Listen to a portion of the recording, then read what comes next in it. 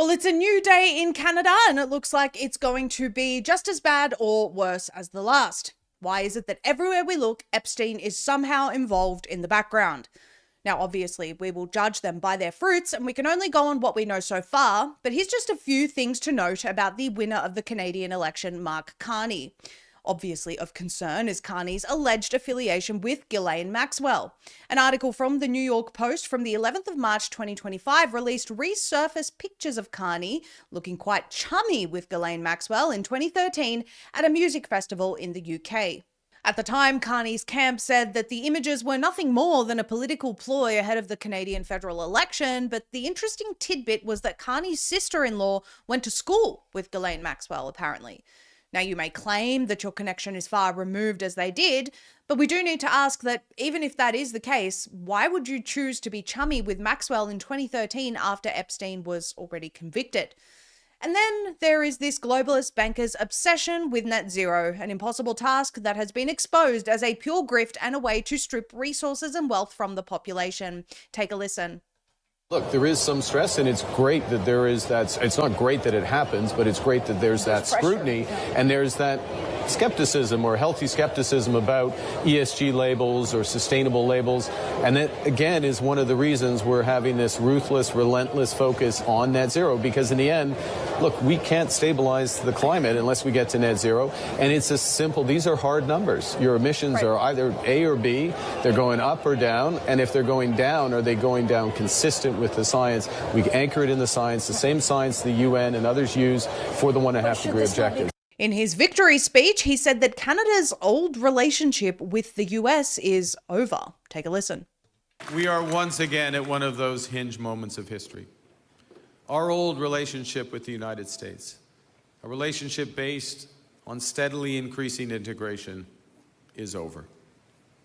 The system of open global trade, anchored by the United States, a system that Canada has relied on since the Second World War, a system that, while not perfect, has helped deliver prosperity for a country for decades, is over. Now, there is a very long list of the implications for Canada and the US where this is concerned, just mainly a shared border, a long-standing relationship, and many other elements. But I'm most interested in this particular clip that just came out of the so-called victory speech, where the audience member demands answers to his connection to Epstein. Take a listen. Thank you. Because we need to do... Tell us the story of what you did to the children on Epstein Island. Come on, tell us the story. We want to know. Canada wants to know. There's definitely more to this. Now, we could go down the Epstein rabbit hole, and perhaps we will in a longer segment next time, but we'll tell you a point just getting back to the sister-in-law, Tanya Rothewick.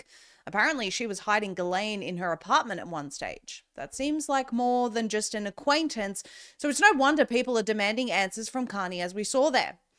Why is this always the case? Why are we constantly being served up the same types of people? There's always someone that's compromised. There's always someone that's pictured with a nefarious character. Why are they always globalists? They all seem to be on board with the green agenda. There is no more independent thought. The climate agenda is a scam. We all know it. President Trump has said it himself. President Trump has said it.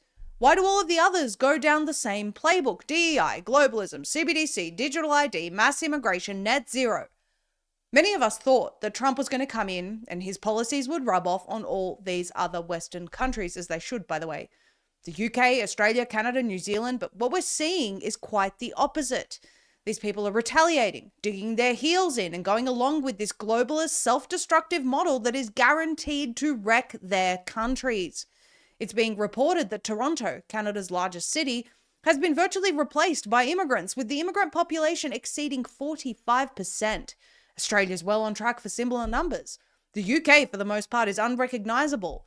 We see the same thing in many parts of Europe. The point is, when Canada was looking for a fresh start, it's now looking like it will be much of the same and most likely much, much worse. When is this trajectory going to finally change? Countries cannot survive like this. You can be sure we'll be bringing you more on this man in due time.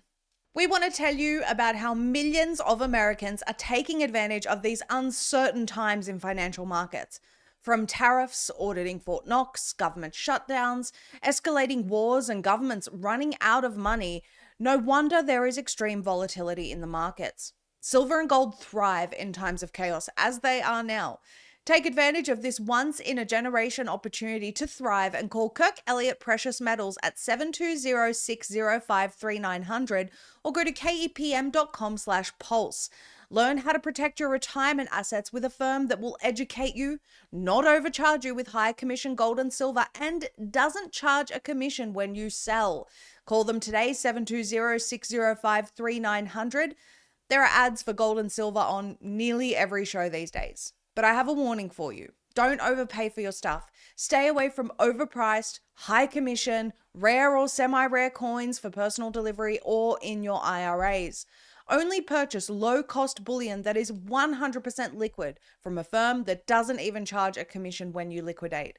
Call KEPM at 720-605-3900 or go to kepm.com/pulse to learn more and take advantage of what may be the largest bull market of a generation.